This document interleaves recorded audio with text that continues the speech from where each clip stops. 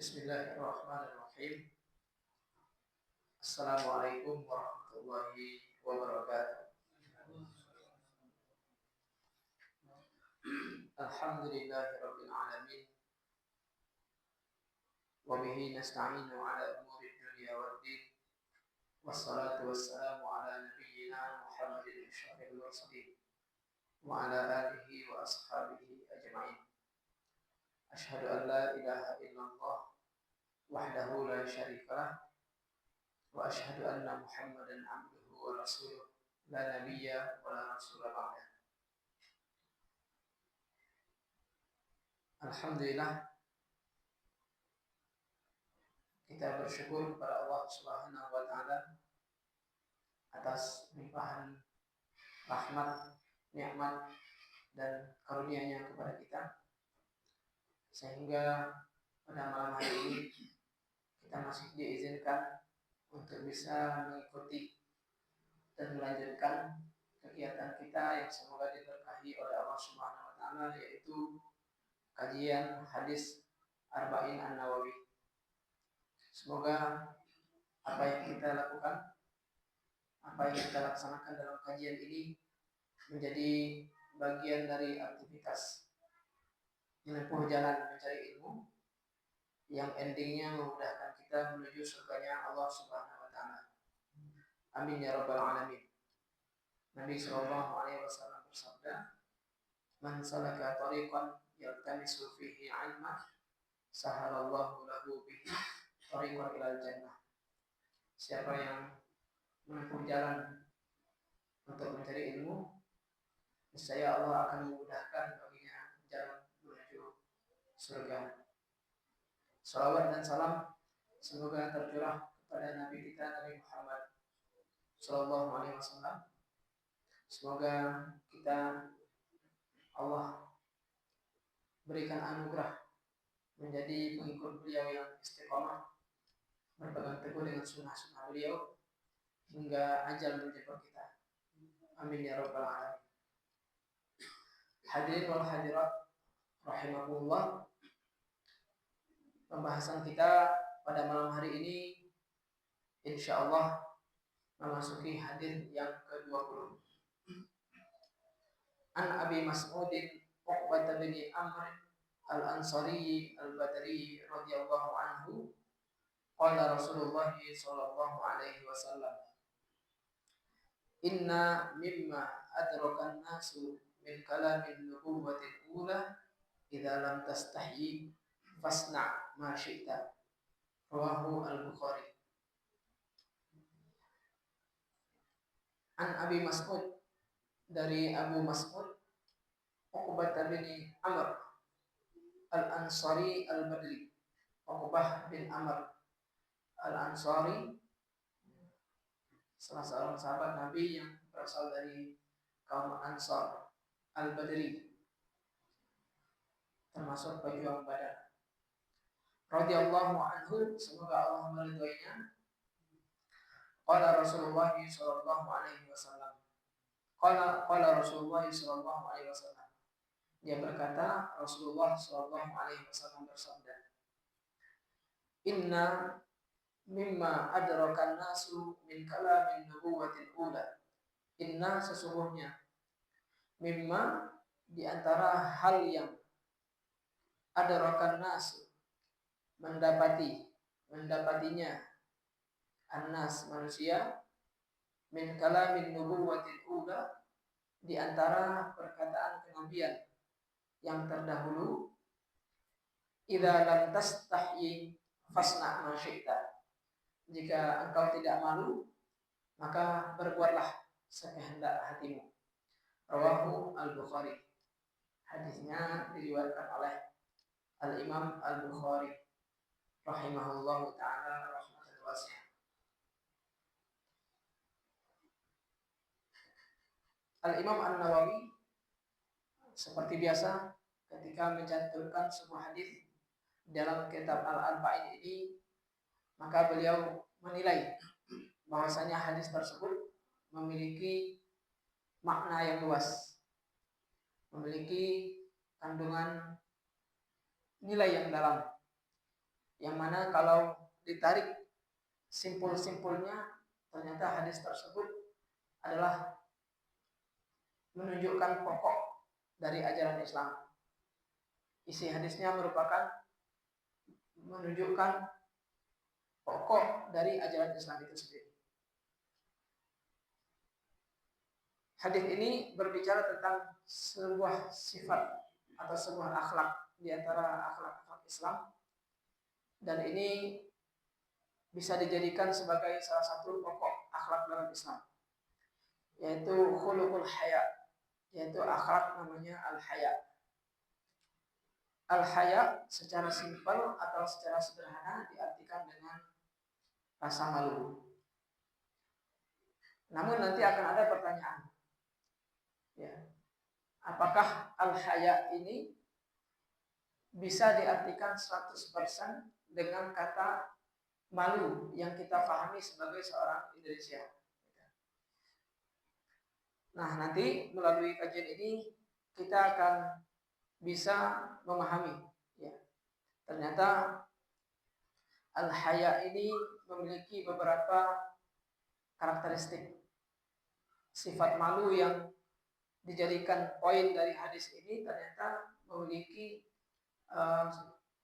sebuah ketentuan atau beberapa ketentuan, sehingga bisa dikatakan, oh, ini adalah termasuk malu yang dipuji oleh Nabi SAW.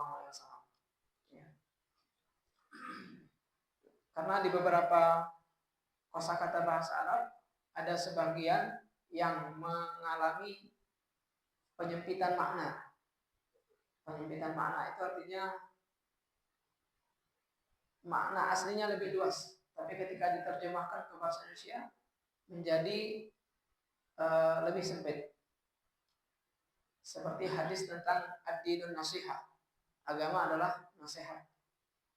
Nasihat dalam bahasa Arab itu intinya kita menginginkan suatu sikap, menginginkan agar orang lain selalu mendapatkan kebaikan dan manfaat. Nah, itu bisa kita lakukan dengan kata-kata kita. Kita berikan kata-kata yang bermanfaat, maka sesungguhnya kita telah menasihati orang tersebut. Begitu juga ketika seseorang melakukan hal-hal yang bermanfaat untuk orang lain, dengan diniatkan agar orang lain itu berada dalam kondisi yang baik, berarti sebenarnya itu dia juga melakukan nasihat dalam bahasa Arab. Nah, itu kata-kata yang maknanya lebih luas, tapi ketika sampai di Indonesia, nasihat itu ya sekedar menegur orang, mengingatkan orang dengan kata-kata dan lain sebagainya. Ada juga kata-kata dalam bahasa Arab yang maknanya terlalu luas, ya, tapi ternyata dalam makna aslinya lebih sempit. Tapi ketika masuk ke dalam bahasa Indonesia bisa menjadi makna yang lebih luas. Nah, ini salah satunya adalah bisa kata al-haya ini bisa dikategorikan ke dalam kata tersebut. Baiklah, kita coba bahas terlebih dahulu hadis ini, ya. Inna mimma adrakan nasu min kalamin nubuwatil ula, sesungguhnya di antara perkataan kenabian terdahulu, ya, yang didapati oleh manusia, ya. Perkataan kenabian maksudnya adalah ajaran Nabi, ya, ajaran para nabi. Kalam an-nubuwah itu artinya adalah ajaran kenabian yang disepakati oleh semua para nabi. Ya, kalam an-nubuwah itu ajaran Nabi. An-nubuwatil ula maksudnya nabi-nabi sebelumnya. Nah, berarti di sini sebuah akhlak yang disampaikan dalam hadis ini itu sudah turun-temurun dari nabi-nabi sebelumnya. Dari nabi yang pertama sampai dengan nabi yang terakhir, ini mesti kalimat ini, kata-kata ini, ya, itu juga diucapkan dan terpakai, gitu ya.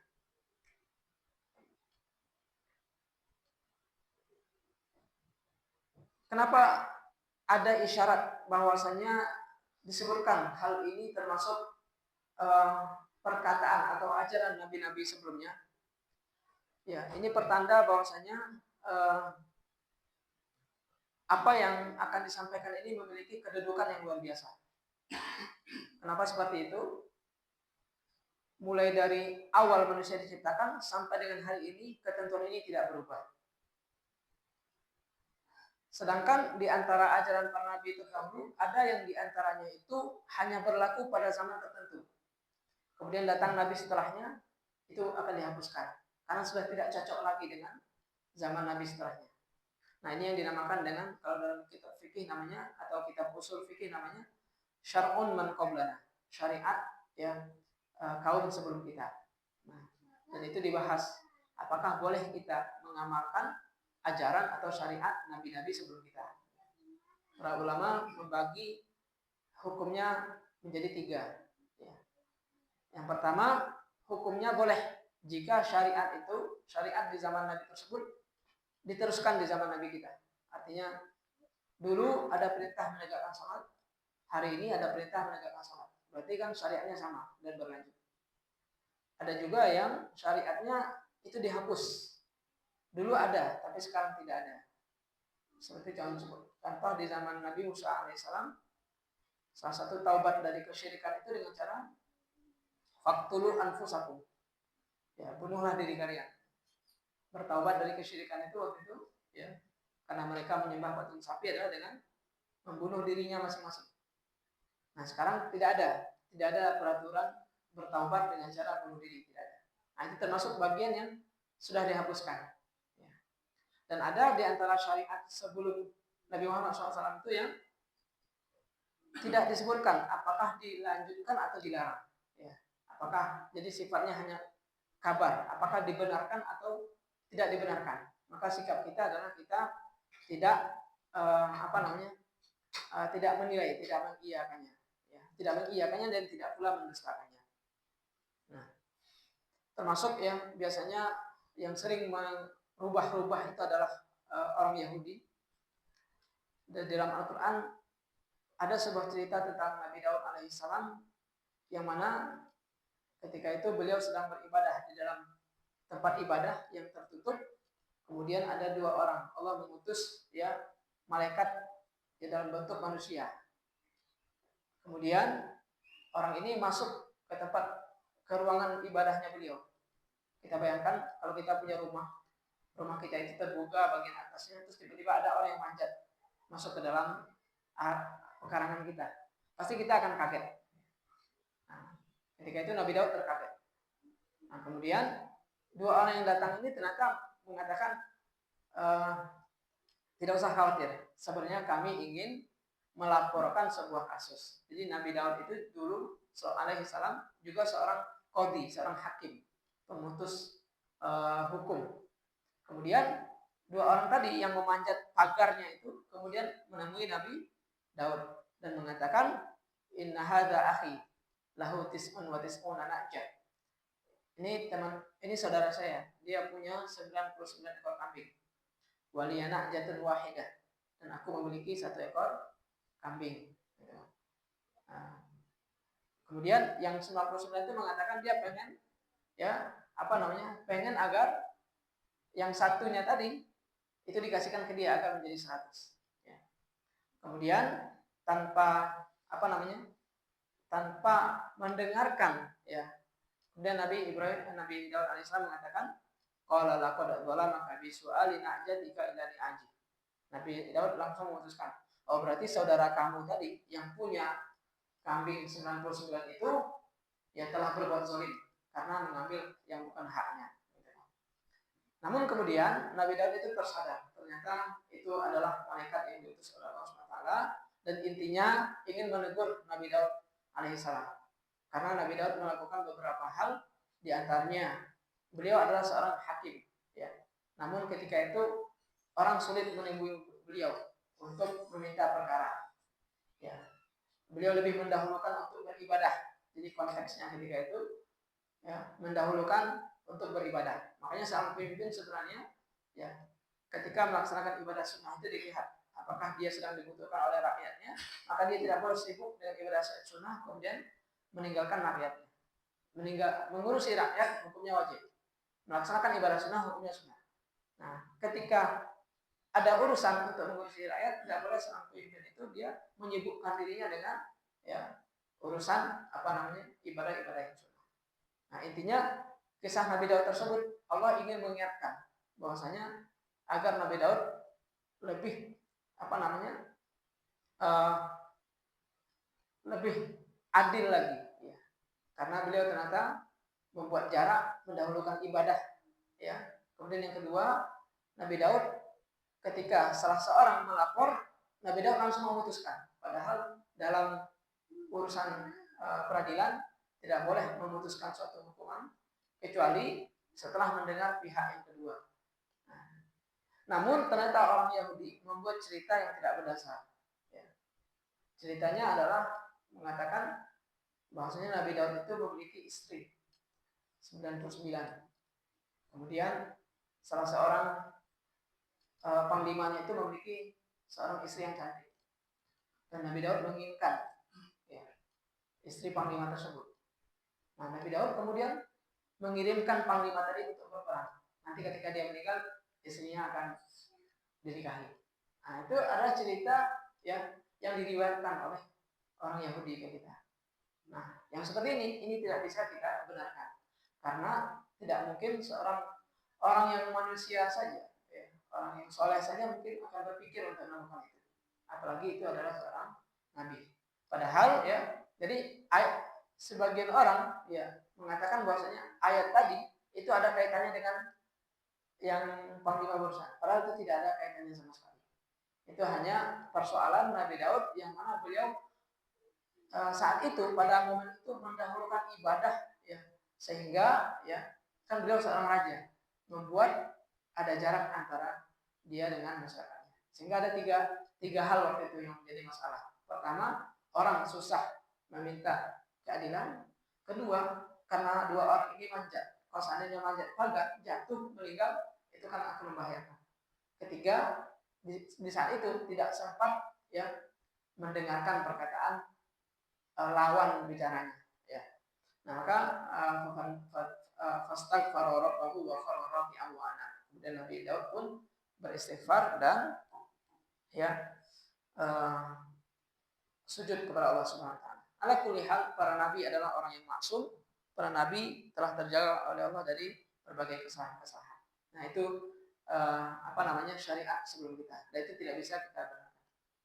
Nah, yang disebutkan dalam hadis ini adalah idza lam tastahi, ya. Dalam hadis yang lain idza lam tastahi. Kalau dalam hadis ini idza lam tastahyi, ya. Sebagian ulama memilih kata lam tastahyi karena dalam Quran innallaha la yastahyi ay yadriba matalan ma ba'd. Kata yastahyi lebih dipilih daripada kata yastahi, ya. Maka lakukanlah sesukamu. Hadis ini menjelaskan tentang, ya, jika engkau tidak memiliki rasa malu, ya, maka lakukanlah sesukamu. Nah, artinya hadis ini memang ada kalimat perintah, lakukanlah sesukamu. Ada kata perintah. Tapi perlu kita ketahui, ya, tidak semua kata perintah itu artinya perintah. Tidak semua kata perintah artinya perintah. Contohnya, kalau kita gambarkan makan itu kan kata kerja. Kata perintah dari makan, makanlah. Minumlah. Itu adalah kata perintah. Nah, atau contoh yang lain, menunjuki. Kata perintahnya adalah tunjukilah. Betul, itu kata perintah.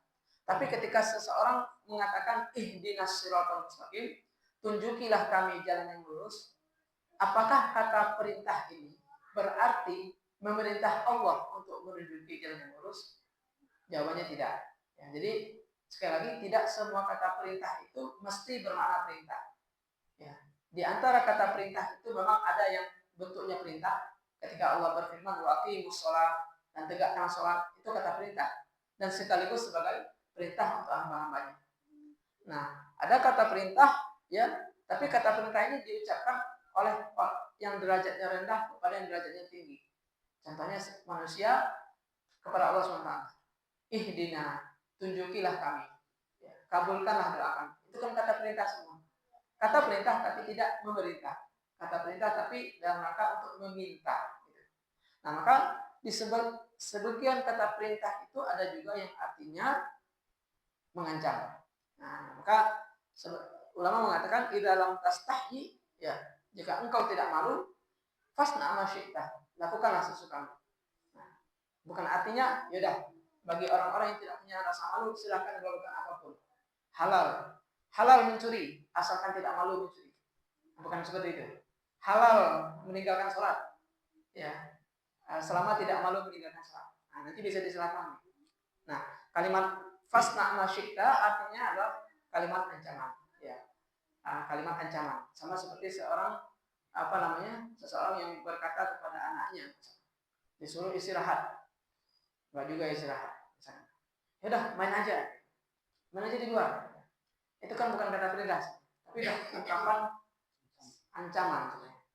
Nah, biar tahu rasanya, sebenarnya kan ada kalimat biar tahu rasanya nanti.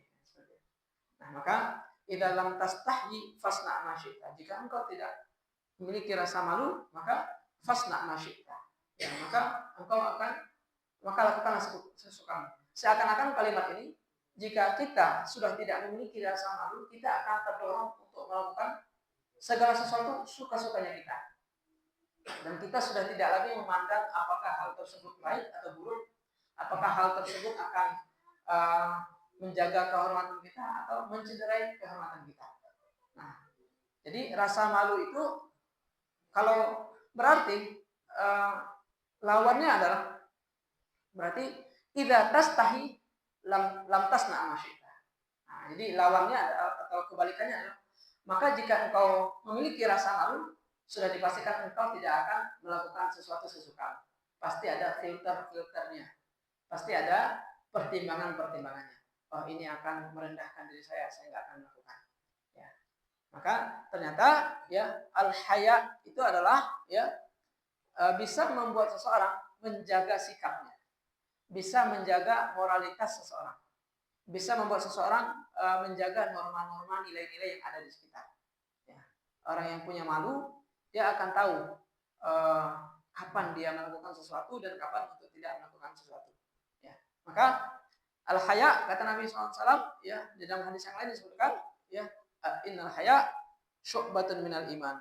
Ya, sesungguhnya haya, rasa malu itu adalah syu'bah, ya, cabang dari keimanan. Ya, bahkan dalam hadis yang lain disebutkan innal haya'a wal imana kurina jami'an. Sesungguhnya rasa malu dan keimanan itu kurina, ya, digandengkan dua-duanya. Fa idza rufi'a ahaduhuma rufi'al akhar. Kalau salah satunya hilang, itu pasti yang lainnya hilang. Ya. Orang nggak ada iman, dia nggak akan ada rasa malu. Atau orang ada rasa malu, nggak ada rasa malu, dia akan kehilangan keimanannya. Ya, nggak malu melakukan maksiat. Ya, akhirnya dia melakukan maksiat, hilang dong imannya. Nah, jadi iman dan rasa malu itu adalah salah satu, ya, bagian dari keimanan. Ketika seseorang tercabut rasa malunya, berarti dia sedang mencabut, ya, keimanan yang ada di dalam dirinya, ya. Dan juga al-iman, ya, dalam hadis lain disebutkan wal haya'u la ya'ti illa bi khair. Rasa malu itu hanya akan mendatangkan kebaikan. Nah, la ya'ti illa bi khair. Rasa malu tidak akan mendatangkan kecuali kebaikan. Artinya akibat dari atau efek dari rasa malu yang dimiliki oleh seseorang, maka yang akan datang kepadanya hanyalah kebaikan. Bagaimana kalau seseorang ternyata malu melakukan, ya, kebaikan? Nah, makanya di sini kita perlu memahami terlebih dahulu makna al-haya, apa yang dimaksud dengan al-haya dalam hadis ini. Haya yang seperti apa? Ya. Di sini Al-Imam Ibnu Muflih menyatakan al-haya adalah khuluqun yab'atsu ala fi'lil hasan wa tarkil qabih. Al-haya itu sebuah rasa, sebuah akhlak, ya, yang akan mendorong seseorang, ya, fi'lil hasan, melakukan hal yang baik, wa tarkil qabih, meninggalkan hal yang buruk. Ya. Melakukan hal yang baik, meninggalkan hal yang buruk. Contoh, kita ada dalam mushola ini. Kemudian semuanya ingin membersihkan masjid. Ya, sekarang waktunya kita membersihkan mushola. Semua yang ada di sini tergerak. Ada satu orang yang tidak bergerak. Dia muncul rasa malu. Nah, ini namanya malu ini yang dinamakan dengan al-haya. Akhirnya dia tergerak untuk ikut ikut membersihkan. Ya, malu nanti dianggap tidak peduli. Nah, hal-hal seperti ini tidak berkaitan dengan masalah niat. Justru malu seperti ini yang mendorong seseorang akhirnya berbuat baik. Nah, ini adalah malu yang menjadi bagian dari keimanan. Ya, jadi rasa malu itu akan mendorong seseorang untuk fi'lil hasan, melakukan sesuatu yang baik, ya, watarkil qabih, dan meninggalkan sesuatu yang buruk. Ya, sesuatu yang buruk itu entah itu buruk dalam kategori agama seperti melakukan kemaksiatan ataupun buruk dalam kategori norma kita. Nah, sebagai contoh misalkan secara agama misalkan auratnya laki-laki itu kan dari pusar sampai lutut. Nah, barangkali bapak-bapak ada yang berani jalan di sini, ya gitu kan, cuma pakai celana, pakai sarung. Nah, tapi dadanya terbuka, ada yang berani? Berani sih berani, tapi malu gitu. Nah, ini namanya al-haya, ditarkil qabih, rasa malu yang membuat kita meninggalkan hal yang buruk, dan ini bagian dari keimanan sebenarnya.